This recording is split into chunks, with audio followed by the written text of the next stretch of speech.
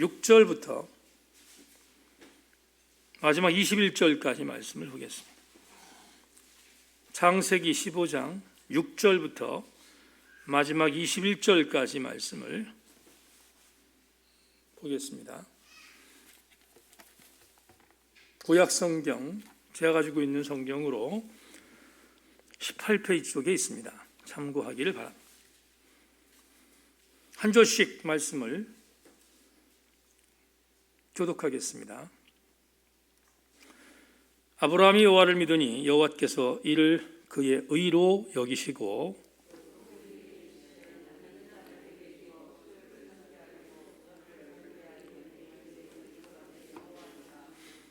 그가 이르되 주 여호와여 내가 이 땅을 소유로 받을 것을 무엇으로 알리이까?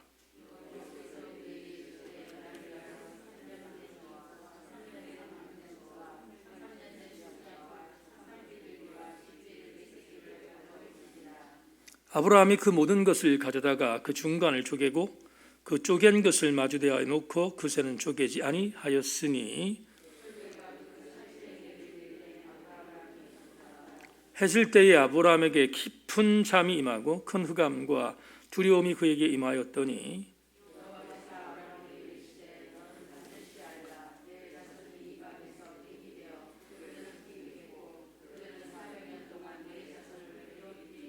그들이 섬기는 나라를 내가 징별할지며 그 후에 내 자손이 큰 재물을 이끌고 나오리라. 내 자손은 4대 만에 이 땅으로 돌아오리니 이는 아모리 족속의 죄악이 아직 가득 차지 아니함이니라 하시더니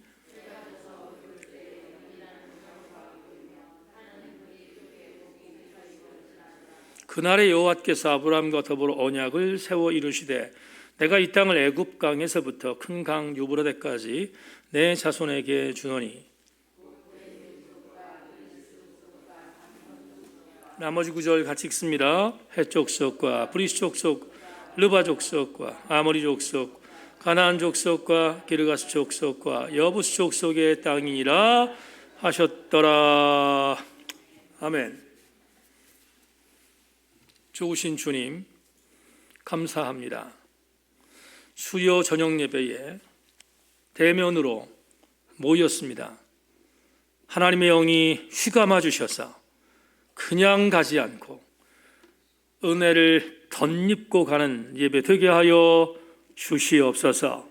이모저모 분주한 마음을 내려놓는 것 하나님의 은혜 없이는 될 수 있는 일이 아니었는데 하나님이 여기로 우리를 부르신 것은 오늘 들어야 할 말씀이 있기에 부르신 줄로 믿고 우리 교우들 잘 먹고 돌아가는 귀한 시간이 되게 하여 주시옵소서. 하나님의 은혜를 믿고 감사드리며 예수 그리스도의 이름으로 기도 올리옵나이다. 아멘. 말씀에 기대를 거십시다. 인사하겠습니다. 말씀에 기대를 거십시다.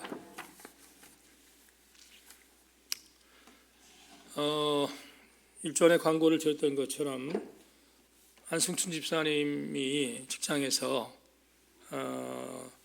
신체적인 부분에 사고가 좀 있어서 그동안 치료를 받고 수술을 잘 마치고 우리가 함께 중보했던 것처럼 퇴원하셔서 오늘 수요예배에 나오셨는데 우리 안 집사님 격려하는 박수 한번 올리겠습니다. 일어나십시오. 네. 자, 오늘 여러분과 나눌 말씀은 봉독한 말씀 중심으로 해서 계약이 성사되었습니다. 이런 제목을 가지고 58번째 말씀의 은혜를 나누겠습니다. 은혜의 시간 되기를 소망합니다. 잘 아시는 것처럼 성경은 66권으로 구성되어 있습니다. 66권 중에서 앞에 나오는 39권을 구약이라고 하고 뒤에 나오는 27권을 신약이라고 합니다. 구약이라고 할 때 약자와 신약이라고 할 때 약자는 한자 단어로 묶일 약자입니다. 밧줄을 묶을 때 묶는다라는 의미를 갖고 있는 단어 약자입니다. 우리가 흔히 이 약자를 언제 많이 쓰죠? 약속하다라는 단어를 쓸 때 아주 많이 쓰는 단어입니다. 약속이 뭐죠? 내가 누군가 상대방과 약속을 했다. 그것은 내가 약속한 상대방에게 그 시간을 묶이겠다는 것입니다. 다시 말하면 내가 누군가와 약속을 했다면 그 약속한 상대방에게 그 시간만큼은 내 시간으로 사용하지 않고 그 상대방에게 시간을 묶이겠다는 전제가 약속입니다. 그러니까 만에 하나 누군가와 약속을 했다면 절대로 어겨서는 안 됩니다. 왜냐하면 묶여있는 관계를 파괴하는 것이 약속을 어기는 것이기 때문입니다. 우리는 몇 주 전에, 제가 지난주에 수요예배를 인도하지 못해서 너무 죄송한데, 몇 주 전에 아브라함이 하나님을 향해서 불만 섞인 토론을 나눈 적이 있습니다. 그때 함께 보았던 오늘 본문은 아니지만 본문이 담겨 있는 15장 2절을 한번 다시 복기하겠습니다. 아브라함이 이르되 주 여호와여 무엇을 내게 주시려 하나이까? 나는 자식이 없사오니 나의 상속자는 이 다메섹 사람 엘리에셀이니이다. 기억이 나실 겁니다. 75세에 하나님이 갈대아 우르에 살고 있었던 아브라함을 부르셔서 너 내가 지시하는 땅을 가면 그 땅에서 너의 후손들에게 복을 줄 거고 너의 후손들은 많아질 거야 라고 약속했습니다. 묶일 약자 약속하셨습니다. 그때가 75세였습니다. 그런데 오늘 본문은 그로부터 10년이 지난 사건입니다. 10년이 지난 오늘 주님께서 다시 아브라함에게 오셔서 10년 전에 약속했던 너의 자손에게 복을 줄 거야, 내 후손들이 많아질 거야 라는 약속을 재확인했음을 우리는 지난 15장 1절로 5절까지 말씀을 통해서 나누었습니다. 그런데 우리가 16장을 보면서 다시 한번 나누겠지만 아브라함이 하나님의 약속에 대하여 신실하게 끝까지 견고하게 붙들지 못했습니다. 왜냐하면 16장 시작하면서 여러분 나누겠지만 10년이 지난 이후 아브라함은 하나님이 너의 자손을 통해서 너의 씨를 통해서 내 후손을 복줄 것이라고 하는 말씀을 잊어버리고 아내 사라의 몸종이었던 하갈과 함께 동침해서 아들을 낳습니다. 그 낳은 아들의 이름을 우리가 이스마엘이라고 하는데 그 내용을 16장 3절에서 이렇게 표현합니다. 자막 보십시오. 아브라함의 아내 사레가 그 여종 애굽 사람 하갈을 데려다가 그 남편 아브라함에게 첩으로 준 때는 아브라함이 가나안 땅에 거주한 지 10년 후였더라. 아브라함의 나이가 어림잡아서 85세가 되던 해에 이스마엘을 얻었다 이렇게 말합니다. 자, 조금만 더 추적합시다. 우리는 창세기의 보고에 의하면 아브라함이 향후한 나이를 175세라고 한정하고 있음을 알 수 있습니다. 창세기 27장 5절에 나오는데요, 아브라함이 175세를 향유하고 죽었다고 창세기 기자는 보고합니다. 그런데 그 당시의 나이가 오늘 우리들의 수명과는 다르게 175세가 향유의 나이였다고 할 때 오늘 본문의 나이인 85세가 그렇다면 85세는 청춘이네 라고 생각할 수 있지 않겠습니까? 우린 지금 100세 미만에 있는 삶을 살기 때문에 70 이상이 되어지면 이제 황혼이고 노년이고 그런 이야기를 하지 않습니까? 그런데 지금 175세가 아브라함의 향유한 나이라고 하는 걸 전제할 때 85세라고 하면 청춘이라고 생각할 수 있지 않겠습니까? 그런데 그건 상상력의 하나의 결론이지 생리적으로 그렇지 않습니다. 제가 증거를 대겠는데 창세기 18장 11절로 12절을 먼저 읽어드리겠습니다. 자막 보십시오. 아브람과 사라는 나이가 많아 늙었고 사라에게는 여성의 생리가 끊어졌는지라 사라가 속으로 웃고 이르되 내가 노쇠하였고 내 주인도 늙었으니 내가 무슨 즐거움이 있으리요. 자, 이 구절을 배경 설명하겠습니다. 오늘 본문은 85세 때 두 번째 하나님께서 아브라함에게 네 씨를 통하여서 네 후손들이 복될 것을 약속해 준 확인의 메시지라고 오늘 말씀드렸는데, 지금 읽어드렸던 창세기 18장은 그로부터 또 15년이 지난, 정확하게 말씀드리면 14년이 지난 아브라함의 나이 99세, 사라의 나이 89세의 나이에 하나님께서 아브라함에게 오셨습니다. 오셔서 85세 때 확인해 주셨고 75세 때 제일 먼저 말씀하셨던 너 씨를 통해서 네 자손들이 많아질 거야 라고 하는 그 약속에 대한 최종적인 결론이 창세기 18장입니다. 아브라함의 나이가 99세, 사라의 나이가 89세. 그때 와서 네가 아들을 낳을 거야 하나님 말씀하시니까 반응이 어떻게 나왔습니까? 사라가 웃습니다. 말도 안 되는 소리를 한다는 거예요. 내가 지금 생리가 끊어졌는데 어떻게 아이를 낳을 수 있을까? 지극히 인간적인 생각을 갖고 하나님께서 말씀하시는 것을 속으로 비웃습니다. 그게 아브라함의 나이 99세, 사라의 나이 89세의 상황이라면 아무리 아브라함이 175세에 죽었다 할지라도 신체적으로, 생리적으로 이들은 이미 아이를 생산할 수 없을 나이라고 한정한 것이잖아요. 결론 맺은 거다 이 말이에요.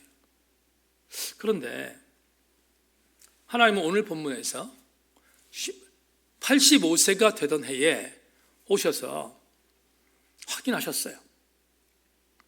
또 분명히 내 후손을 통해서 민족을 이루게 될 것이고 너의 후손을 통해서 내가 복을 줄 거야 하는 말씀을 확인하셨다고요. 확인하셨어요. 그런데 조금 전에 말씀드린 이유, 제가 지금 배경 설명한 이유가 뭐냐 하면 신체적으로 생리적으로 있을 수 없어요. 도무지 받아들일 수 없어요. 여러분, 여성이 생리가 끝났는데 어떻게 아이를 낳습니까? 말이 안 되잖아요. 그리고 아브라함의 나이도 이젠 끝났어요. 근데 어떻게 아이를 낳아요? 낳을 수 없어요. 근데 창세기 기자는 여러분에게 이 말씀 드릴게요. 창세기는 과학적인 책이 아니라 믿음의 책이에요.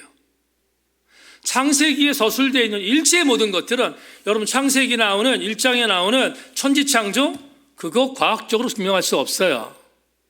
과학적으로 증명하려고 하니까 창조과학회 같은 이상한 어떤 집단이 나와서 헷갈리게 만드는 것인데, 여러분 창세기에 나오는 1장에 대한 창조의 어떤 기사, 그건 과학적 증명 데이터를 요구하라는 게 아니에요.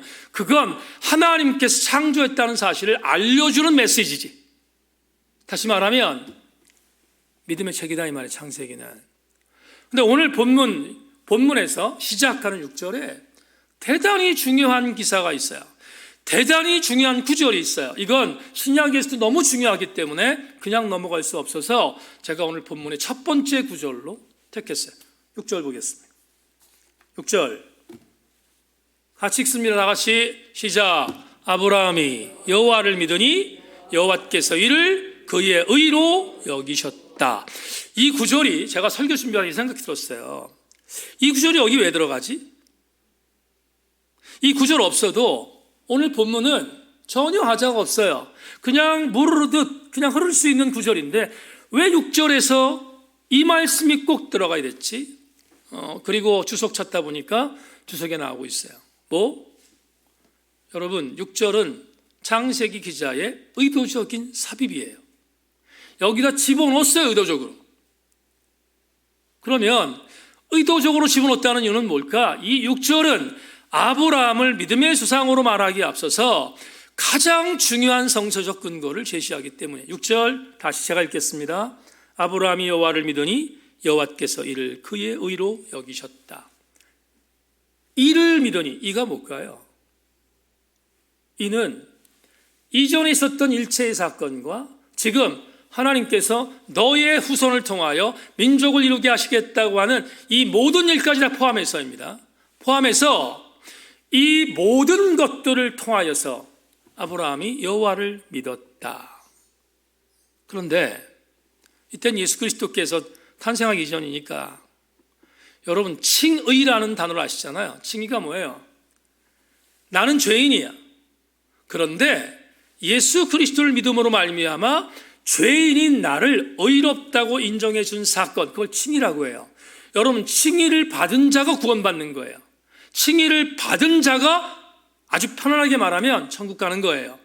그런데 분명히 이렇게 말합니다. 아브라함이 이를 믿었다.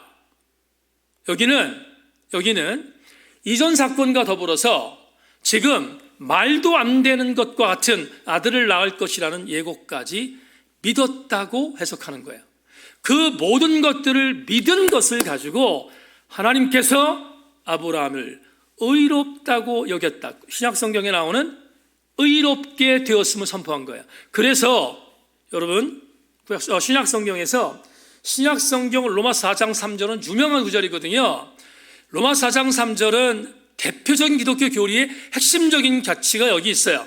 로마서 4장 3절에 이렇게 말합니다. 성경이 무엇을 말하느냐? 아브라함이 하나님을 믿음에 그것이 그에게 의로 여겨진 바 되었느니라. 다시 여러분, 아브라함이 예수를 믿었기 때문에 의롭게 되어진 게 아니라 예수 그리스도가 오시기 직전이었으니까 하나님은 왜 아브라함을 의롭다고 했을까? 하나님께서 아브라함을 의롭다고 하신 것은 아브라함이 갖고 있었던 믿음 때문이었다는 거예요. 믿음 때문. 그 믿음으로 인하여 의롭다함을 받았다라고 성경이 증언하고 있어요. 그렇다면 우리는 이 본문을 통해서 하나님께서 왜 아브라함에게 약속하셨지? 왜 하나님께서 아브라함에게 언약을 맺으셨지? 하는 근거를 찾게 돼요. 실마리를 찾게 된다 이 말이에요. 자, 다시 한 번만. 이제부터 여러분에게 하나님이 아브라함과 맺은 언약에 대한 이야기를 할 겁니다. 이 언약은 크로스웨이나 소그룹 통해서 여러 번 얘기했지만 하나님이 아브라함과 맺은 언약을 일방 언약이라고 해요. 그걸 조금 더 신학적으로 말하면 위에서부터 밑으로 일방적으로 내린 언약해서 위에서부터 내렸기 때문에 종적 언약이다라고도 말하긴 합니다. 다시 말하면 모세하고 다윗에게는 쌍방 언약을 해요. 횡적으로 언약합니다. 나중에 그건 한번 나눕시다. 근데 오늘 아브라함과 맺은 첫 번째 언약식은 하나님이 일방적으로 아브라함에게 주셨던 언약이에요. 그러니까 하나님의 절대적 주권을 가지고 아브라함과 맺었던 언약, 그게 오늘 본문에 나오는 거예요. 근데 그 언약은 그냥 맺은 게 아니다. 뭐가 있었는가? 뭐가 전제인가? 아브라함이 여호와를 믿은 그 믿음을 의롭게 여겼기 때문에 주신 언약이었다. 아멘. 그래서 오늘 언약은 대단히 중요하다. 자, 이제 여러분에게 언약의 내용을 말씀드리겠습니다. 9절을 봅시다. 9절부터 11절 말씀 제가 읽겠습니다. 여호와께서 그에게 이르시되 나를 위하여 3년 된 암소와 3년 된 암염소와 3년 된 순양과 산비둘기와 쥐비둘기 새끼를 가져올지라.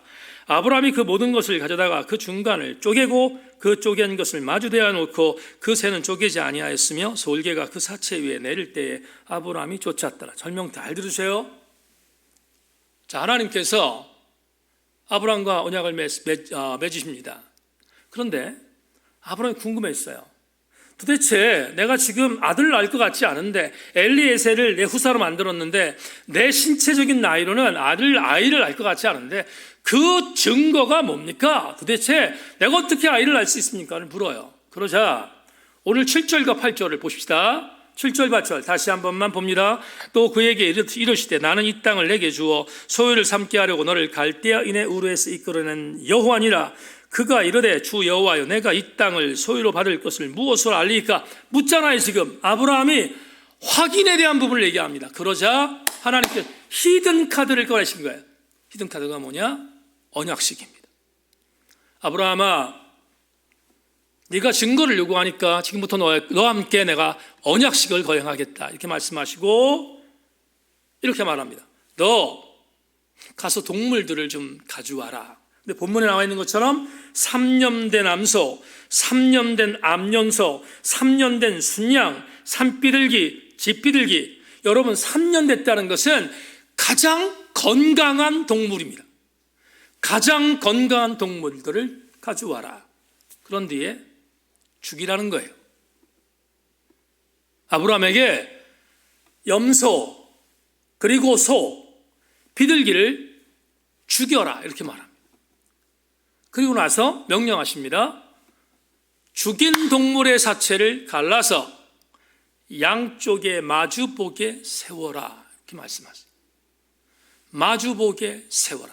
물론 비둘기 새끼는 조그마하기 때문에 비둘기는 마주보도록 하는 것까지는 허락하지 않으셨어요. 하지만 갈라 놓아서 세워놔라 하는 것을 명령합니다. 왜 이런 명령을 내렸을까?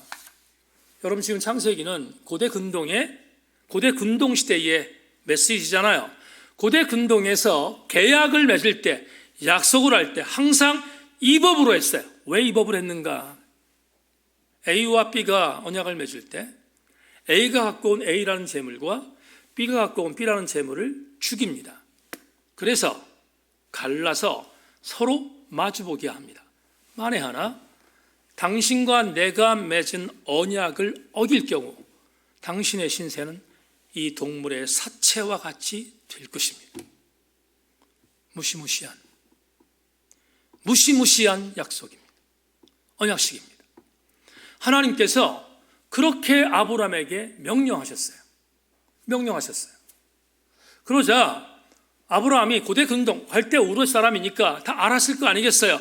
왜 하나님이 이렇게 하시는지 준비합니다. 그런데 하나님께서 이어지는 사건을 보면 하나님이 아브라함을 깊이 잠들게 하십니다. 잠들게 하시고 환상으로 보여주십니다. 어떤 환상? 아브라함이 가져온 재물을 양쪽에 세웠잖아요. 그런데 그 양쪽에 세우는 재물 중간 사이로 횃불이 등장합니다.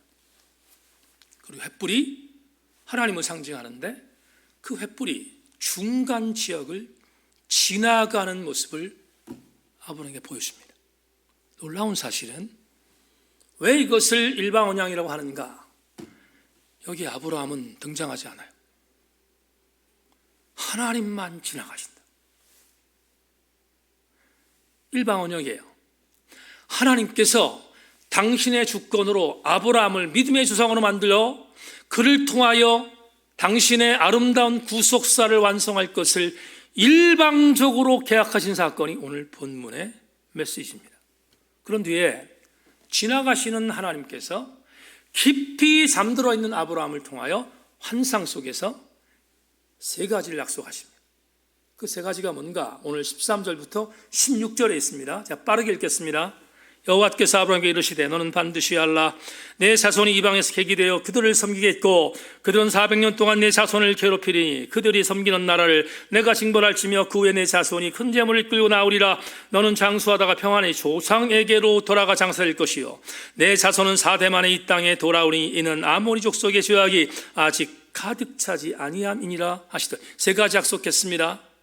첫째, 이방인이 객이 되어 400년 동안 노예살이를 할 것에 대한 부분을 예고하십니다. 둘째, 아브라함은 장수하다가 평안히 조상에게 들어갈 것을 말씀하셨고, 세 번째, 아브라함의 자손들, 다시 말하면 노예로 살던 그 자손들은 4대 만에, 400년이라고 보는데 4대 만에 다시 가나안에 돌아오게 될 것을 천명하세요. 우리는 역사를 알잖아요. 하나님의 이 일방 계약을 통해서 약속하셨던 이 역사적 사건이 그대로 이루어지죠. 언제? 요셉 시대에 430년 동안 애굽에서 종살이하다 해방된 이스라엘을 우리는 역사를 통해서 알잖아요. 그대로 이루어졌어요. 그대로. 그런 뒤에 여러분 마지막 오늘 본문 17절부터 21절 읽고 오늘 본문의 설교의 레마를 잡겠습니다. 17절부터 21절 자막 보십시오. 해가 져서 어두울 때 연기 나는 화로가 보이며 타는 횃불이 쪼갠 고기 사이로 지나더라. 그날에 여호와께서 아브람과 더불어 언약을 세워 이르시되 내가 이 땅을 애굽 강에서부터 큰 강 유브라데까지 내 자손에게 주노니 곧 겐 족속과 그니스 족속과 감몬 족속과 헷 족속과 브리스 족속과 러버 족속과 아모리 족속과 가나안 족속과 기르가스 족속과 여부 족속의 땅이니라 하셨더라. 여러분 유독이 역사서에는 가나안의 족속은 이방 족속 7족속인데 여기만 10족속이 나와요. 더 디테일하게 10족속이 여기만 나와요.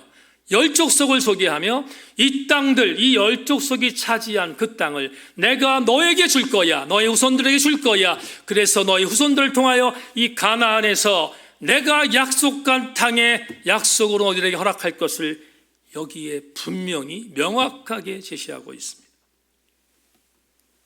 자, 마지막으로 하나님께서 왜 아브라함에게 환상 속에 꿈속에서 이 메시지를 주었는가? 월터 브루그만 교수의 주석으로 답을 제시하겠습니다. 마지막으로 보겠습니다. 꿈속에서 주어지는 메시지 형태를 가진 이 신학적 진술은 세 가지 중요한 주장을 담고 있다. 첫째, 약속은 반드시 지켜질 것이다. 둘째, 여러 가지 역사적 이유들로 인한 약속은 지연될 것이다. 셋째, 약속을 가장 먼저 받은 아브라함은 약속의 지연에 대해 염려할 필요가 없다. 그로서는 약속이 계속해서 다음 세대로 이어진다는 사실만 확신하기만 하면 충분하다. 그는 확신을 가지고 자신의 노년과 죽음을 받아들일 수 있었다. 이게 얼마나 중요한 사실이냐면 아브라함에게 하나님이 이렇게 언약의 메시지를 준 것입니다. 아브라함아, 너희 후손들에 대한 이야기를 내가 했다. 그런데 이 너희 후손들에게 당할 이 일을 통하여 세 가지가 이루어진다. 첫째로, 약속은 반드시 지켜질 거야. 두 번째, 근데 그 약속은 기다려야 돼. 세 번째, 너는 이것을 믿고 열조로 갈 거야. 이걸 말씀하세요. 그렇다면 일방 언약식, 일반 계약식, 아브라함 앞에서 하나님이 은총으로, 여러분 일반 계약이라는 말은 하나님의 은총이라는 거예요. 내가 뭔가를 했기 때문에, 내가 뭔가 자격이 있기 때문에 하나님과 나와 함께 약속을 맺는 게 아니에요. 훗날 보겠습니다마는 모세 때, 다윗 때는 하나님이 요구하세요. 모세에게 뭘 요구하죠? 모세야, 너는 내가 너의 백성의 유일한 하나님이라는 사실을 믿어라. 그러면 나는 너가 인도하는 이스라엘을 나의 선민으로 택할 거야. 쌍방이에요. 이 두 가지가 약속이었다고요. 이게 무너지면 죄예요. 그런데 아브라함 때는 이게 없어요. 아브라함 때는 일방적으로 하나님께서 아브라함에게 약속합니다. 아브라함아, 이렇게 될 거야. 이건 나의 주권이야. 너는 평안히 열조에 갈 거야. 그리고 너의 후손들에게 주어진 약속은 더디지만 반드시 이루어질 거야 라고 말씀하세요. 그러면 오늘 58번째의 창세기 강의를 통하여 우리가 절대로 잊지 말아야 할 정말 중요한 영적인 레마 하나를 건지겠습니다. 자막 보죠. 오늘 본문뿐만이 아니라 우리 예수를 믿는 사람들 전체는 이 자막에 나와 있는 이 문장을 가슴에 새겨야 돼. 믿음이 뭘까? 믿음이란 기다림 속에서 역사하시는 하나님의 일하심을 확신하는 거예요. 다시, 믿음이 뭔가? 믿음이란 기다림 속에서 역사하시는 하나님의 일하심을 확신하는 것이다. 이게 믿음이에요. 430년 동안 종살이 합니다. 계약식에 들어있는 메시지처럼. 그러면 하나님은 이스라엘을 버렸을까? 4대라고 하는 긴 세월 동안 하나님은 이스라엘 버렸는가? 우리는 이미 알잖아요. 그렇지 않다는 것을. 430년 만에 모세를 통하여 하나님이 이스라엘 백성들을 구원하신 사건을 우리 이미 알고 있잖아요. 하나님이 무엇을 요구하셨는가? 아브라함에게 약속했던 그 약속에 대한 계약의 메시지를 너희들이 믿는가를 묻고 계세요. 우리 적용합시다. 여러분, 우리는 신앙의 여정 안에서 하나님 나에게 이렇게 말씀하셨어. 여러분, 우리가 기도하는 사람들, 기도 안 한 사람은 이런 거 부를 자격도 없어요. 기도하는 사람들은 이걸 하나님께 물을 수 있어요. 하나님, 내가 하나님께 기도했잖아요. 그리고 제가 분명 확신합니다. 말씀 통해 주셨어요. 하나님 나에게 확신을 주셨어요. 환상 속에서, 응답 속에서, 세미한 소리를 통해서 말씀을 통해 나에게 응답 주셨어요. 하나님 나에게 이렇게 말씀하셨는데 왜 아직까지 일어나지 않죠? 얼마든지 질문할 수 있어요. 얼마든지 질문해야 돼요. 하지만 질문으로 끝내지 말고 신앙의 고백이 있어야 돼요. 어떤 신앙 고백? 내가 질문했으면 하나님의 말씀과 하나님의 환상과 하나님의 음성을 통하여 하나님 나에게 이렇게 약속하신 것을 내가 일전에 들었다면 하나님은 내가 기다리는 믿음을 통해서 역사하시는 하나님이 너의 하나님인 것인가를 지금도 확인하고 싶어 하신다. 여러분, 신약 성경을 보면 가장 많이 나오는, 예수님이 직접 쓰셨던 말씀이니까 가장 많이 나오는 상투적인 상용구가 있어요. 어떤 문구? 아브라함의 하나님, 그분은 이삭의 하나님이고, 이삭의 하나님은 야곱의 하나님이고, 야곱의 하나님은 요셉의 하나님이고, 요셉의 하나님은 모세의 하나님이고, 모세의 하나님은 다윗의 하나님이고, 여기까지 끝나면 안 돼요. 절대로. 다윗의 하나님은 오늘 나의 하나님이시다. 그래서 예수님이 뭐라고 말합니까? 하나님은 죽은 자의 하나님이 아니라 산 자의 하나님이라고 말씀하시잖아요. 아브라함의 때부터 시작해서 내 때까지, 나의 때까지 하나님의 약속은 중단되지 않아요. 아브라함의 하나님, 이삭의 하나님, 야곱의 하나님, 요셉의 하나님, 모세의 하나님, 다윗의 하나님, 그리고 나의 하나님은 지속적으로 역사하신다 이 말이에요. 그 역사하신 하나님은 죽은 자 하나님이 아니라 산 자 하나님이라고 하나님의 아들이신 예수님이 마태복음에서 우리에게 천명하고 있어요. 그렇다면 중요한 게 뭡니까? 내가 그 하나님을 믿고 있느냐 이 말이에요. 믿음이라는 계제를 통하여서 하나님이 이전에 나에게 말씀하셨던 것은 내가 기다린다는 믿음을 전제하여 지금도 일하고 계시는 하나님의 역사의 과정인 것을 내가 지금 믿고 있느냐를 주님이 나에게 묻고 계신다 이 말이에요. 믿음은 무엇인가? 믿음은 75세 아브라함을 불러서 85세 확인을 했고 99세에 말도 안 되는 아들을 준다는 명령을 내렸는데 100세 되던 해에 아브라함에게, 다시 말하면 아브라함에게 약속했던 25년이 지난 뒤에 하나님의 약속이 이루어지는 것을 성경이 우리에게 보여주고 있잖아요. 25년이 중요한 것이 아니라 하나님의 약속이 반드시 이루어진다는 것을 성경이 우리에게 제시하고 있습니다. 사랑하는 교우 여러분, 약속이 더딘 것처럼 느껴지십니까? 하나님이 나를 잊어버린 것이 아닌가? 여러분 절망할 때가 있습니까? 하나님은 당신이 약속하신 것을 변개하지 않으세요. 하나님은 당신이 약속하신 것을 나의 믿음이라는 것을 전제하여 반드시 지금도 역사하고 계신다는 사실을 일도 부인하지 않기를 주의 이름으로 축원합니다. 이건 우리의 신앙의 중요한 요소입니다. 어떤 사람이 이렇게 말합니다.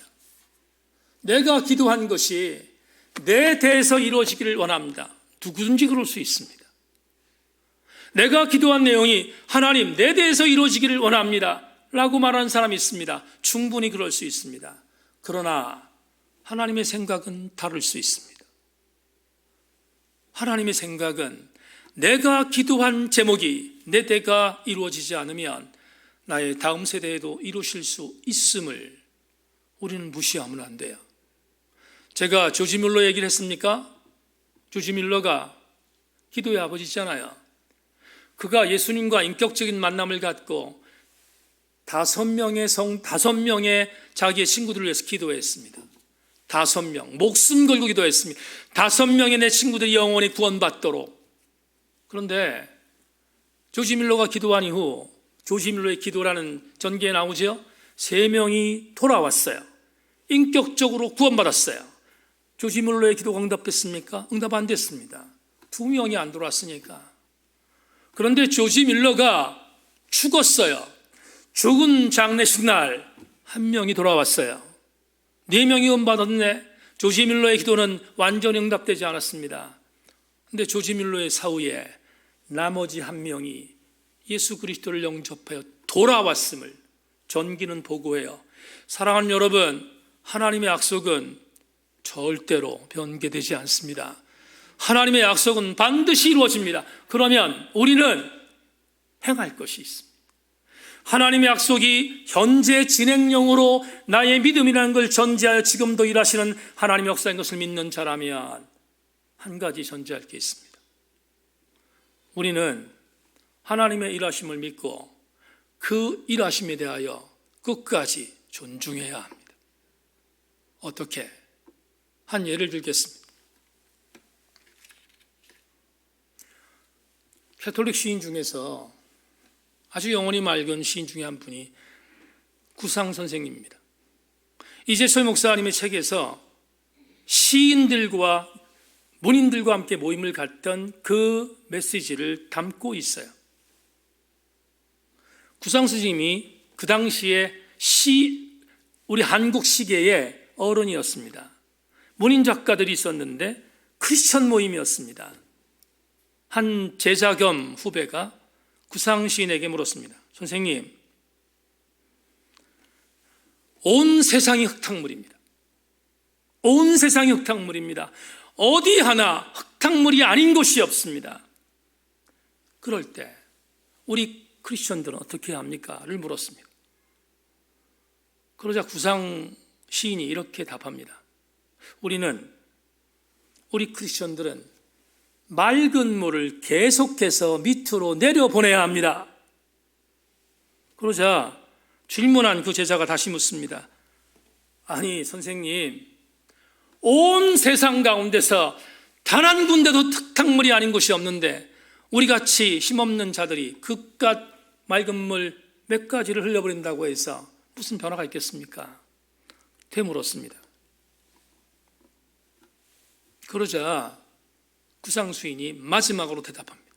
그래도 크리스천들은 그렇게 살아야 합니다. 왜 그랬을까요? 구상수인이 왜 이렇게 말했을까요? 우격다짐. 그렇지 않습니다. 여러분, 적어도 군상 선생님이 그렇게 제자들에게 말한 이유는 한 가지를 확신했기 때문에 우리가 흘려보내는 맑은 물은 보잘것이 없지만 보잘것이 없는 그 행위를 하나님이 붙드셔서 일하실 것을 믿었기 때문입니다. 우리가 좌절하지 말할 이유가 뭘까? 우리가 절망하지 말할 이유가 뭘까? 나는 작아요. 나는 보잘것이 없어요. 나는 정말로 죄인 중에 괴수예요. 그런데 그런 나를 들어서 쓰신다니까요. 그러니까 우리는 믿음을 갖고 하나님의 일하심을 믿어야 돼요. 여러분 다윗을 아십니까? 다윗이 소년이었어요. 소년. 다윗 소년이었잖아요. 골리앗과의 전투에서 정확하게 구약학자들의 의견에 의하면 그 당시 골리앗의 키가 2m 70이래요. 2m 70. 2m 70 된 그 거인에게, 그건 완전히 정말 괴물이잖아요. 괴물. 그 괴물 앞에서 소년 다윗이 얼마나 보잘것이 없어요. 얼마나 보잘것이 없냐고.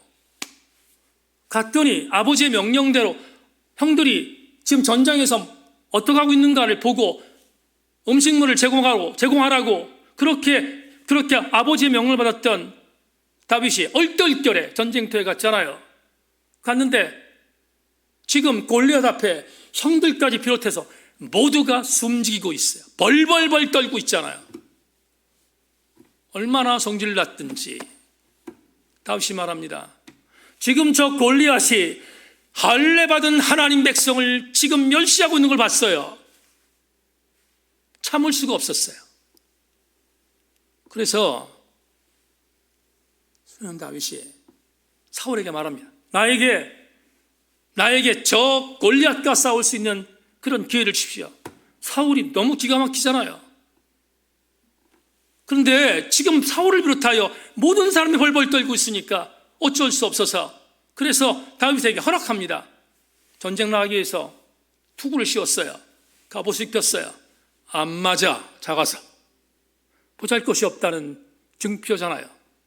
지금 다윗은 갑옷도 없어, 투구도 못 썼어, 칼 없습니다. 어떻게 싸워서 이겨요? 이길 수 없잖아요. 그런데 지금 할례받지 못했던 골리앗이 할례받은 하나님 백성들을 모욕하는 거며 거룩한 분노에 휩싸였던 소년 다윗이 뭐라고 말합니까? 너는 나에게 칼과 단창으로 나오지만 나는 내가 모욕하는 만군의 여호와 하나님의 이름으로 나간다. 나는 너를 오늘 이길 수 있어. 내가 오늘 나의 하나님이 너를 무찔러 이 민족을 위대하게 쓸 것을 너에게 보여줄 거야 라고 선포하잖아. 그리고 어느 책임 가서 읽었어요. 기가 막힌 갈파입니다. 제가 아주 오래전에 어떤 목사님이 쓴 책에서 이런 걸 봤어요. 여러분, 기죽었던 소년이 아닙니다. 기가 살았던 소년, 그리고 하나님의 능력을 갖고 너는 칼과 단창을 갖고 싸우지만 나는 여호와 하나님의 이름을 갖고 나간다고 담대에 나갔던 그는 칼도 버리고 물맷돌 5개를 갖고 나갔어요. 그 목사님이 이렇게 썼어요. 물맷돌을 돌렸는데 그 물맷돌을 돌릴 때 아무개나 던져도 맞을 수 있는 겁을. 믿음의 차이잖아요. 여러분, 물맷돌 갖고 칼과 단창으로 무장한 골리앗을 이길 수 없어서 벌벌 떠는 그런 소년 다윗이 아니라 하나님이 나에게 주셨던 정말로 대적이지만 그 대적을 나는 이길 수 있어라는 믿음을 갖고 나는 물맷돌밖에 없지만 내가 막 던져도 맞을 수 있는 위대한 존재가 아니라 보잘것없는 존재. 그게 골리앗이었다고요. 무슨 차이죠? 믿음 차이잖아. 세인교회 성도 여러분, 여러분 앞에 골리앗이 있습니까? 두려워하지 마세요. 왜? 하나님이 여러분들을 문맷돌 도구로 삼으셔서 골리앗을 쓰러뜨리는 것은 여러분이 아니라 여러분을 역사하시는 하나님이시기 때문이다, 이 말이에요. 우리는 한 가지만 하면 돼요. 나는 비록 연약하지만, 나는 비록 작지만, 그러나 믿음을 갖고 있으면 그 믿음을 의롭다고 여기신 주님께서 당신이 약속하신 것을 나를 통하여 반드시 이루신다는 것, 여러분 흔들리지 아니하는 우리의 무기가 되기를 주의 이름으로 축원합니다. 여러분, 이 믿음을 가졌던 동역자 중에서 사도 바울이 있었어요. 그래서 바울은 이렇게 말했어요. 정말 위대하신 하나님의 일하심을 바라보며 고린도서 4장 18절에서 이렇게 말합니다. 우리가 주목하는 것은 보이는 것이 아니요 보이지 않는 것이니 보이는 것은 잠깐이지만 보이지 않는 것은 영원합니다. 하나님은 크십니다. 하나님은 넓으십니다. 하나님은 위대하십니다. 하나님은 작은 나를 두루 쓰십니다. 우리가 주일날 보는 히브리서의 히브리서 저자도 그래서 그 유명한 이 메시지를 히브리서 저자도 남겨놓은 것입니다. 믿음은 바라는 것들의 실상이요 보이지 않는 것들의 증거니 선진들이 이로써 증거를 얻었느니라 말합니다. 사랑하는 교우 여러분, 말씀 맺겠습니다. 아브라함에게 99세가 되던 해 찾아오셔서 1년 뒤에 아들을 낳을 거야. 사라가 비웃었지만 사라가 임신했고 사라는 드디어 아브라함이 25년 전에 받았던 그 약속을 하나님이 이루신 것을 보며 얼마나 감격했을까. 재론의 여지가 없습니다. 하나님은 오늘도 나에게 계약을 성사시키시며 나에게 약속하신 것을 나는 변할지 모르지만 하나님은 이루심을 명심하고 우리 하나님 앞에 더 전심하여 믿음으로 전진하는 우리 모든 교우들 되기를 주의 이름으로 축원합니다. 하나님 감사합니다. 오늘 주신 말씀 가슴으로 담았습니다. 오 주님, 아브라함이 이 모든 것을 믿었는데 그 믿은 것을 의롭게 여겼다. 하나님은 연약한 투성이었던 아브라함이었지만 그 믿음을 근거하여 계약을 성취하셨습니다. 이루셨습니다. 하나님, 아브라함을 사용하셨다면 믿음으로 살아가는 오늘 우리도 사용하시지 않겠습니까? 주님, 우리를 사용하여 주시옵소서. 우리 모든 공동체의 지체들을 자유자재로 사용하여 주시옵소서. 하나님의 은혜를 기대하며 감사드리옵고 예수 그리스도의 이름으로 기도 올리옵나이다. 아멘.